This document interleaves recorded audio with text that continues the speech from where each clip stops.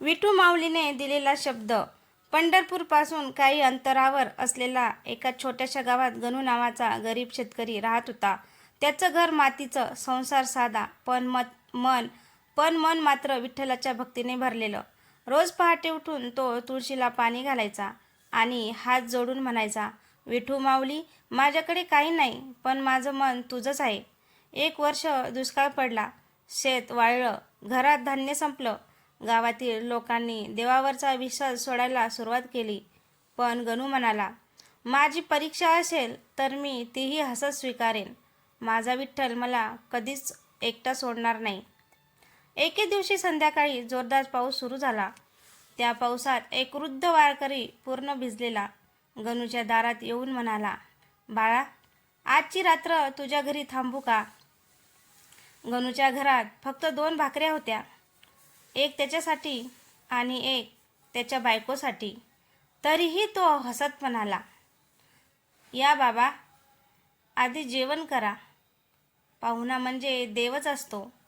गणू आणि त्याची बायको त्या रात्री उपाशी झोपले, पण त्या वृद्धाला पोटभर जेवू घातलं.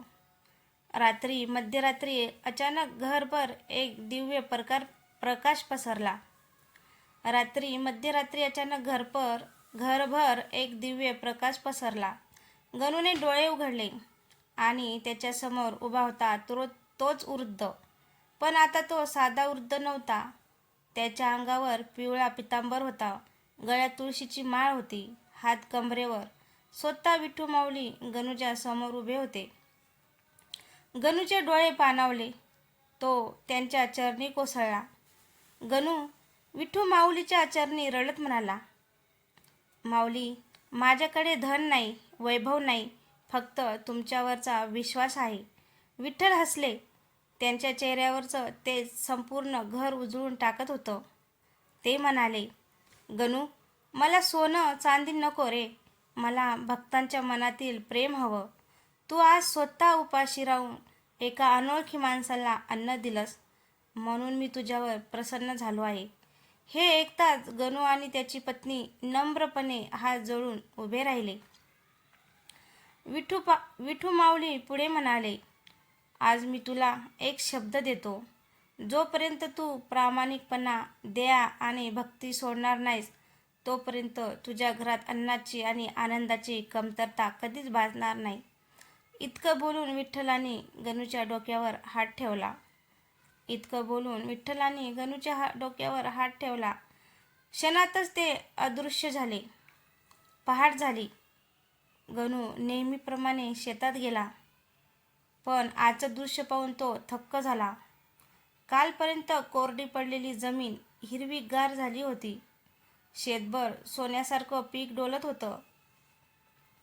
गावकरी आश्चर्याने ते दृश्य पाहत होते. सगळे म्हणू लागले, हे चमत्कार कसा झाला? गणूच्या डोळ्यात अश्रू आले. तो फक्त एवढाच म्हणाला, हा माझा नाही, माझ्या विठू माऊलीचा प्रसाद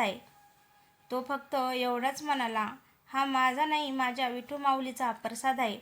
त्या दिवसापासून गणूच्या घरी आलेल्या प्रत्येक भुकेला माणूस कधीही उपाशी परत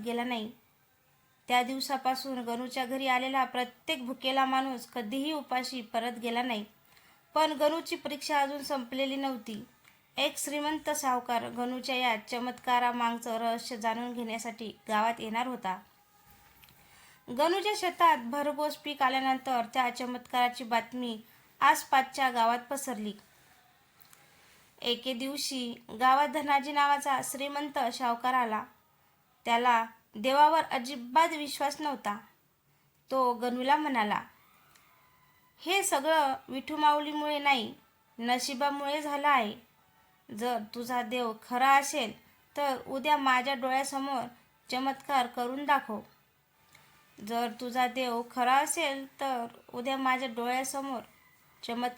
दाखव. गणू शांतपणे हसला. सावकार, देव कधीच स्वतःची शक्ती दाखवण्यासाठी चमत्कार करत नाही, तो भक्ताचं प्रेम पाहतो. धनाजीने रागाने गणूच्या शेताचा रस्ता बंद करून टाकला.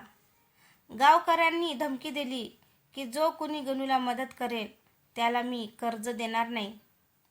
सगळे घाबरले. दुसऱ्या दिवशी गणूला कापणी करायची होती, पण मदतीला एकही माणूस आला नाही. दुसऱ्या दिवशी गणूला कापणी करायची होती, पण मदतीला एकही माणूस आला नाही. गणूने आकाशाकडे पाहिलं. विठू माऊली, मी तुमच्यावर विश्वास ठेवला आहे. आता सर्व काही तुमच्या हाती आहे. तो नामस्मरण करत बसला. विठ्ठल विठ्ठल विठ्ठल जय हरी विठ्ठल विठ्ठल विठ्ठल जय हरी विठ्ठल. अचानक दूरवरून टाळ मृदुंगाचा नाद ऐकू आला. धुळीच्या ढगातून शेकडो वारकरी ज्ञानोबा तुकारामचा गजर करत गणूच्या शेताकडे येताना दिसले.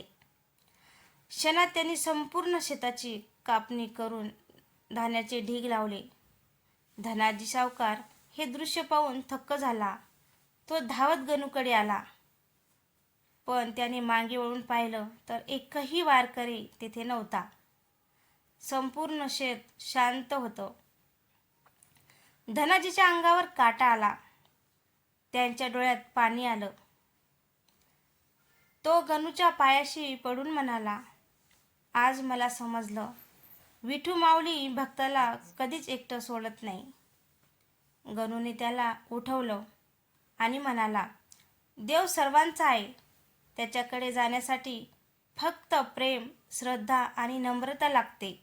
त्या दिवशी धनाजीने आपली फसवणूक, अन्याय आणि लोभ कायमचा सोडला आणि पहिल्यांदाच पंढरपूरच्या वारीला अनवाणी निघाला. विठ्ठल विठ्ठल जय हरी विठ्ठल. धनाजी सावकार बदलला होता. त्याच्या मनात आता संपत्तीचा गर्व नव्हता, तर विठू माऊलीच्या दर्शनाची ओढ होती. आषाढी एकादशी जवळ आली.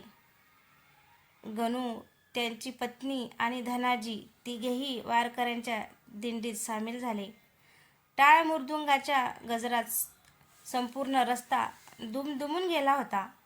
ज्ञानोबा माऊली तुकाराम, ज्ञानोबा माऊली तुकाराम, पांडुरंग हरी विठ्ठल हरी, पांडुरंग हरी विठ्ठल हरी. अनेक दिवसांचा प्रवास करून ते पंढरपूरला पोहोचले. चंद्रभागेच्या तीरावर स्नान करून ते विठू माऊलीच्या दर्शनासाठी रांगेत उभे राहिले. चंद्रभागेच्या तीरावर स्नान करून ते विठू माऊलीच्या दर्शनासाठी रांगेत उभे राहिले. रांग खूप मोठी होती, पण गणूच्या मनात फक्त एकच प्रार्थना होती, माऊली, मला काही नको, फक्त तुझ्या चरणी माझी भक्ती कायम ठेव. इतक्यात मंदिरातील घंटा जोरात वाजू लागल्या. सुगंधी वाऱ्यांची झुळूक आली. गाभाऱ्यातील विठ्ठलाच्या मूर्तीच्या गळ्यातील तुळशीचा एक हार अचानक खाली पडला आणि तो थेट गणूच्या गळ्यात येऊन पडला. क्षणभर संपूर्ण मंदिर स्तब्ध झालं. मुख्य पुजारी म्हणाले, आज विठ्ठलाने स्वतः आपल्या भक्तांचा स्वीकार केला आहे. मुख्य पुजारी म्हणाले, आज विठ्ठलाने स्वतः आपल्या भक्तांचा स्वीकार केला आहे. गणूच्या डोळ्यातून आनंद अश्रू वाहू लागले. तो विठू माऊलीच्या चरणी नतमस्तक झाला. त्या क्षणी त्याच्या अंतःकरणात एक आवाज घुमला, जो दुसऱ्याच्या दुःखात साथ देतो, जो भुकेल्याला अन्न देतो, जो अहंकार सोडून प्रेम करतो, तोच माझा खरा भक्त आहे. त्या दिवसानंतर गणूने आयुष्यभर गरिबांची सेवा केली, भुकेल्यांना अन्न दिलं आणि प्रत्येक वर्षी पायी वारी केली. आजही पंढरपूरच्या वारीत वारकरी एकमेकांना सांगतात, विठू माऊलीला सोन्याचे दागिने नकोत, त्यांना प्रेमाने भरलेले मन हवं आहे. आजही पंढरपूरच्या वारीत वारकरी एकमेकांना सांगतात, विठू माऊलीला सोन्याचे दागिने नकोत, त्यांना प्रेमाने भरलेले मन हवं. या कथेतून आपल्याला ही शिकवण भेटते, खरी शक्ती, खरी भक्ती म्हणजे चमत्कार मागणे नाही, तर संकटातही देवावर विश्वास ठेवणे, प्रामाणिक राहणे आणि प्रत्येक जीवात विठ्ठल पाहणे. पांडुरंग हरी विठ्ठल हरी. जय जय रामकृष्ण हरी.